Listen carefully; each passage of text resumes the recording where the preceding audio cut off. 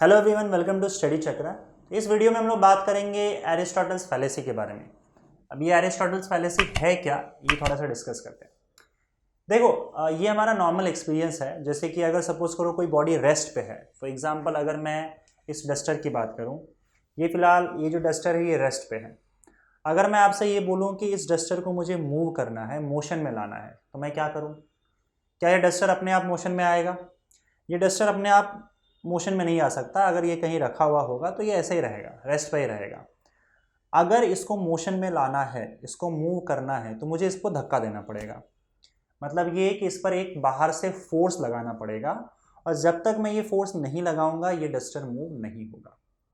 तो कोई बॉडी अगर रेस्ट पे है और उसे मूव करना है, then you have to exert an external force. वो फोर्स उसे मूव करेगी। ये चीज़ तो क्लियर है। कोई भी बॉडी रहे, अगर वो रुका हुआ है, उसे अगर मान लो भगाना है आपको, तो आपको बाहर से एक फोर्स लगाना होगा। ठीक।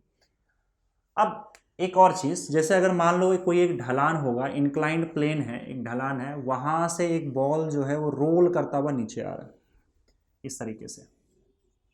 और मैंने अगर आपसे ये कहा कि मुझे इस बॉल को रोकना है, ये मोशन में है ऑलरेडी, ठीक है, नीचे की ओर, और मैंने आपसे कहा कि इसको रोकना है, तो क्या करना पड़ेगा बताओ? इस तरीके से आपको ले जाकर यहाँ पे ऑपोजिट डायरेक्शन में, मोशन के ऑपोजिट डायरेक्शन में फोर्स लगाना पड़ेगा, और ये फोर्स लगाकर ही आप इस मूविंग ऑब्जेक्ट को रोक सकते हो। इसका मतलब ये कि बॉडी अगर मोशन में है और इसको रोकना है तो भी आपको फोर्स लगाना पड़ेगा, राइट। बॉडी अगर रुकी हुई थी, उसको मोशन में लाना है, तो भी आपको फोर्स लगाना पड़ेगा। ये चीज़ तो क्लियर है ना, ये तो हम जानते हैं, हमारा डेली का एक्सपीरियंस है। लेकिन अब क्वेश्चन ये है कि बॉडी अगर सपोज करो ऑलरेडी मोशन में है, तो अगर वो मोशन में ही रहती है, तो क्या उसको मोशन में रखने के लिए बार बार उस पर फोर्स लगाना पड़ेगा? क्वेश्चन ये है। समझ में आ रहा है चीज कि अगर बॉडी मोशन में, देखो रोकना है तो फोर्स लगाना पड़ेगा, ये तो क्लियर है इस चीज से। अगर वो पहले से रुकी हुई है, मोशन में लाना है तो फोर्स लगाना पड़ेगा। लेकिन अगर उसको कंटिन्यूसली मोशन में रखना है, तब क्या मुझे बार बार फोर्स लगाना पड़ेगा? ये सिंपल सा क्वेश्चन है। अब देखो, ये क्वेश्चन जितना आसान हमको नजर आ रहा है, जितना सिंपल नजर आ रहा है, उतना है नहीं, थोड़ा सा डीप क्वेश्चन है। जब ये क्वेश्चन लोगों के सामने आया तो कई साल पहले की बात है, मतलब लगभग समझ लो 2300 साल, 2300 ईयर्स बैक अगर तुम जाओगे, तो एक ग्रीक के विचारक थे, ग्रीक का थिंकर था, जिनका नाम था एरिस्टोटल। एरिस्टोटल ने मोशन के रिगार्डिंग हमने कुछ लॉज दिए थे, जिसको हमने एरिस्टोटेलियन लॉ बोला। एरिस्टोटल के हिसाब से अगर किसी बॉडी को आपको कंटिन्यूसली मोशन में रखना है, तो आपको उस पर बार बार फोर्स लगाते रहना पड़ेगा, नहीं तो वो एक पॉइंट ऑफ टाइम के बाद जाके रुक जाएगा। ठीक है। और एक्चुअली में ये हमारा नॉर्मल एक्सपीरियंस भी रहा है।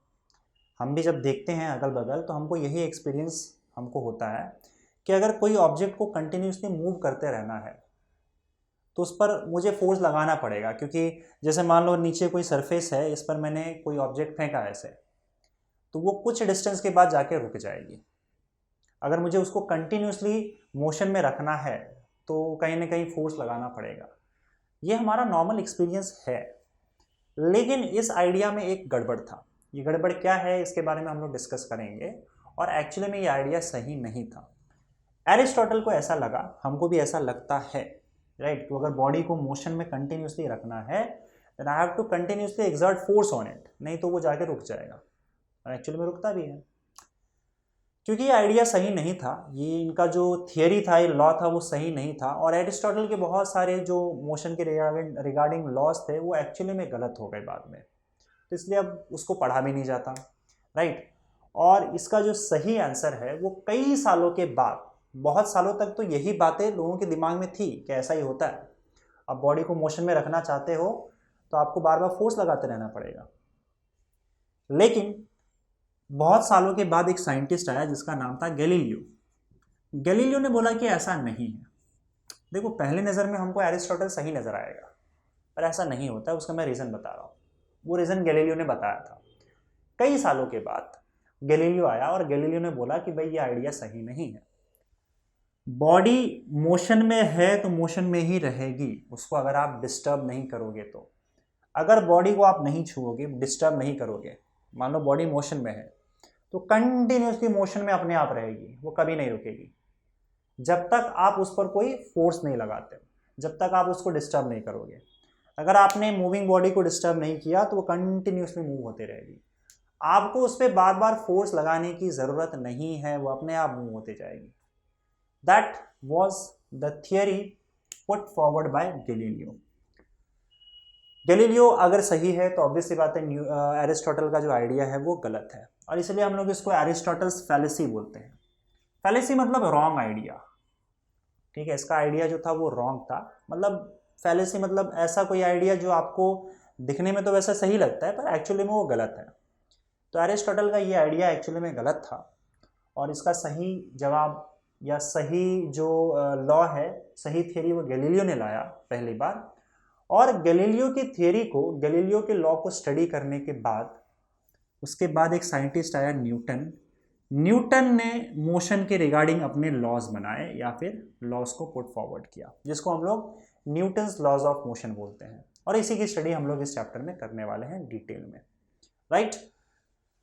तो अब गैलीलियो से जब पूछा गया कि आप ऐसा क्यों बोल रहे हो, देखो गैलीलियो ने ऐसे ही ये बात नहीं बोल दिया था कि नहीं नहीं मुझे तो एरिस्टोटल को गलत बोलना है तो फिर मैं उसके अगेंस्ट ही बात बोल देता हूँ। गैलीलियो ने एक्चुअली बहुत सारे एक्सपेरिमेंट्स किए, और एक्सपेरिमेंट्स करने के बाद फिर इस थ्योरी को लाया। और सुनो, गैलीलियो के अकॉर्डिंग अगर आप ऑब्जेक्ट को, मूविंग ऑब्जेक्ट को डिस्टर्ब नहीं करते हो तो वो कंटिन्यूसली मोशन में रहेगा, आपको बार बार फोर्स लगाने की ज़रूरत नहीं। पर ये कैसे, ये तो हमको एक्सपीरियंस में दिखता नहीं है। अगर मान लो यहाँ से मैं कोई ऑब्जेक्ट छोड़ दूँ तो क्या होगा, ऑब्जेक्ट जाएगा और किसी एक पर्टिकुलर डिस्टेंस पे जाके रुक जाएगा, हमेशा तो नहीं चलते जाता है। तब फिर गैलीलियो कैसे सही है, उसने तो कहा कि उसको कंटिन्यूसली चलते जाना चाहिए, राइट। देखो गैलीलियो ने क्या बोला था कि अगर बॉडी मूव कर रही है तो उसको आपको डिस्टर्ब नहीं करना है, बाहर से कोई फोर्स नहीं लगना चाहिए। अगर बाहर से कोई फोर्स नहीं लगेगा तो वो कंटिन्यूसली चलेगी, उसको फोर्स की ज़रूरत नहीं है मूव करते रहने की। प्रॉब्लम देखो क्या होता है, जब आप फ्लोर पे कोई ऑब्जेक्ट फेंकते हो तो ऐसा नहीं है कि उस पर कोई फोर्स नहीं लग रहा है। मान लो मैंने कोई ऑब्जेक्ट फ्लोर पे फेंका, वो चलने लगा, तो ऐसा नहीं है कि इसके ऊपर बाहर से कोई फोर्स नहीं लग रहा। देखो अगर गैलीलियो सही है तो इसका मतलब सिंपल है कि ये ऑब्जेक्ट इसीलिए आगे जाकर रुक जा रहा है क्योंकि उल्टे डायरेक्शन में कोई इसको रोक रहा है। ऐसा कोई फोर्स जो हमको नजर नहीं आ रहा है, लेकिन वो फोर्स इसको रोक दे रहा है। अब ये कौन से फोर्सेस है जो इसको रोक रहे हैं, ये एक्चुअली दो फोर्स है। एक तो आपका फ्रिक्शनल फोर्स जो इस सरफेस और इस ऑब्जेक्ट के बीच में लग रहा है, ठीक है, और दूसरा आपका होता है एयर रेजिस्टेंस, या इसको आप बोल सकते हो विस्कस फोर्स या विस्कस ड्रैग। अब ये क्या चीज है, ये विस्कस फोर्स तब लगता है जब कोई ऑब्जेक्ट फ्लूइड में मूव करता है, किसी फ्लूइड में मूव करता है। फ्लूइड मतलब लिक्विड्स या फिर गैसेस। अगर कोई ऑब्जेक्ट लिक्विड से गैसेस में मूव करता है तब उस केस में उस ऑब्जेक्ट पर ये विस्कस फोर्स लगता है उल्टे डायरेक्शन में। तो क्योंकि यहाँ पे अब ये ऑब्जेक्ट जो है वो इस तरह से मूव कर रहा है फ्लोर पे, सरफेस पे, तो ये तो एयर में मूव कर रहा है, एयर जो कि गैसेस से बना हुआ है, इसलिए इस पर विस्कस फोर्स लगता है। और इस ऑब्जेक्ट और सरफेस के बीच में फ्रिक्शनल फोर्स होता है। ये दोनों फोर्सेस काम करते हैं और ऑपोजिट डायरेक्शन में ये दोनों फोर्सेस लगकर इस बॉल को रोक देते हैं, इस ऑब्जेक्ट को रोक देते हैं, ठीक है। देखो ये विस्कस फोर्स किसी भी ऑब्जेक्ट पे लगेगा अगर वो लिक्विड्स और गैसेस में मूव कर रहा है तो, और ये आपने एक्सपीरियंस भी किया होगा। जैसे एयर के केस में तो चलो मैं अगर ऐसे हाथ मूव करता हूँ तो मुझे ज़्यादा ये फोर्स फील नहीं होता है, लेकिन आप एक काम कर सकते हो, ये लिक्विड के केस में बहुत अच्छे से आप ये विस्कस फोर्स फील कर सकते हो। जैसे आप एक काम करो, टब लो, टब में पानी भर दो और उसमें अपना हाथ डालो और उसके बाद मूव करने की कोशिश करो, तो आपको पता चलेगा कि कितना ज़बरदस्त विस्कस फोर्स लग रहा है। आपको एक फोर्स फील होगा ऑपोजिट डायरेक्शन में, ये आपका विस्कस फोर्स होता है। ये बेसिकली आपके स्पीड पे डिपेंड करता है। इवन एयर में भी जब आप बहुत ज़ोर से मूव करते हो तो आपको ये फोर्स फील होगा। जैसे आप पता नहीं आप कहाँ पे रहते हो, लेकिन मुंबई में लोकल ट्रेन चलती है, तो लोकल ट्रेन का जो आपका ये दरवाज़ा होता है वो दरवाज़ा खुला ही रहता है, तो कई बार लोग क्या करते हैं, दरवाजे पे से लटके रहते हैं। तो जब ट्रेन स्पीड में चलती है तो आपको वो हवा फील होता है, वो जो एयर है, एयर अपना जो विस्कस फोर्स लगाता है वो काफ़ी अच्छे से फील होता है। तो जब हम किसी भी फ्लूइड में मूव करते हैं, चाहे वो लिक्विड हो चाहे गैस हो, तो ऑब्जेक्ट पे अगर ऑब्जेक्ट उस लिक्विड या गैस में मूव कर रहा है तो जिस डायरेक्शन में वो मूव कर रहा है उसके ऑपोजिट डायरेक्शन में ये विस्कस फोर्स लगता है। तो यहाँ पे अगर मैं इस ऑब्जेक्ट की बात करूँ, क्योंकि यहाँ पे एयर है, वो मूव करेगा तो एयर में कर रहा है और नीचे फ्लोर पे मूव कर रहा है, तो फ्लोर फ्रिक्शन फोर्स लगाएगा ऑपोजिट डायरेक्शन में और एक विस्कस फोर्स लगेगा उसको ऑपोजिट डायरेक्शन में। ये फ्रिक्शन फोर्स और विस्कस फोर्स दोनों मिलकर इसको रोक देते हैं। अगर ये दोनों फोर्सेस इस पर ना लगे तो फिर ये नहीं रुकेगा, ये कंटिन्यूसली उसी वेलोसिटी से आगे स्ट्रेट लाइन में मूव करता जाएगा। जो ये काम स्पेस में हो सकता है, मान लो अगर आप किसी ऑब्जेक्ट को स्पेस में लेकर चले जाते हो, स्पेस में ऐसी जगह पे जाना है जहाँ पे अगल बगल में कोई स्टार्स नहीं होने चाहिए, कुछ भी नहीं होना चाहिए, बहुत अंदर डीप स्पेस में जाना है, मतलब जहाँ पे ग्रेविटी नाम की कोई चीज़ ना हो, वहाँ पे अगर आप किसी ऑब्जेक्ट को धक्का मारो, अगर उसको वेलोसिटी मिली तो कंटिन्यूसली उसी वेलोसिटी से आगे जाते रहेगा, बिकॉज स्पेस में there will be no viscous force, no frictional force. और यहाँ पे क्योंकि ये एयर के अंदर विस्कस फोर्स लग रहा है तो इसी विस्कस फोर्स को हम एयर रेजिस्टेंस भी कई बार बोल देते हैं, दोनों एक ही चीज़ है। तो स्पेस में तो ये सारी चीज़ें होंगी नहीं, तो फिर कंटिन्यूसली मूव करता जाएगा। मुझे इस पर बार बार फोर्स लगाने की ज़रूरत नहीं है इसको मोशन में रखने के लिए, या ऐसे ही चलता जाएगा। समझ में आ रहा है? तो ये हमारा गैलीलियो का आइडिया था। यहाँ पे मैं आपको एक एग्जांपल यहाँ पे डिस्कस कर रहा हूँ और आप मुझे बताओगे कि यहाँ पे गैलीलियो का आइडिया कैसे सही है। जैसे अगर मान लो एक बच्चा है, इस बच्चे के पास एक टॉय कार है, एक खिलौने वाली कार है, उसमें एक रस्सी लगा हुआ है, तो वो क्या करता है, इस रस्सी को खींचते खींचते इस कार को भगाता है, ठीक है। लेकिन यहाँ पे अब गैलीलियो ने क्या कहा था कि किसी ऑब्जेक्ट को अगर आपको कंटिन्यूसली मूव करते रहना है तो मुझे उस पर बार बार फोर्स लगाने की ज़रूरत नहीं है। बॉडी पे अगर आप कोई भी फोर्स बाहर से नहीं लगाओगे तो वो कंटिन्यूसली अपने आप मूव करते जाएगी। लेकिन यहाँ पे प्रॉब्लम क्या है, जब तक बच्चा रस्सी से इस कार पर फोर्स लगाता है तब तक तो ये गाड़ी चलती है, और जैसे ही आपने फोर्स लगाना बंद कर दिया गाड़ी रुक जाएगी। पर गैलीलियो ने ऐसा तो नहीं कहा था। गैलीलियो ने कहा था कि मुझे ऑब्जेक्ट पे बार बार फोर्स लगाने की ज़रूरत नहीं है उसे अगर मोशन में रखना है तो फिर यहाँ पे ऐसा क्यों हो रहा है, यहाँ पे क्या गड़बड़ है? देखो गड़बड़ यहाँ पे ये है जो ऑलरेडी मैं डिस्कस कर चुका हूँ कि इस टॉय कार और नीचे सरफेस के बीच में एक तो होता है फ्रिक्शन, और दूसरा आपका इसके और एयर के बीच में होता है विस्कस फोर्स या विस्कस ड्रैग, या इसको फिलहाल यहाँ पे हम बोलेंगे एयर रेजिस्टेंस। ये दोनों फोर्सेस मिलकर इस गाड़ी को रोक दे रही है। अगर ये दोनों फोर्सेस ना हो और आपने कार को एक बार मोशन दे दिया तो फिर वो कंटिन्यूसली मोशन में रहेगी। प्रॉब्लम ये है कि मैं इस कार को एक बार मोशन दे देता हूँ लेकिन ये दोनों मिलकर उसको रोक देते हैं, ठीक है।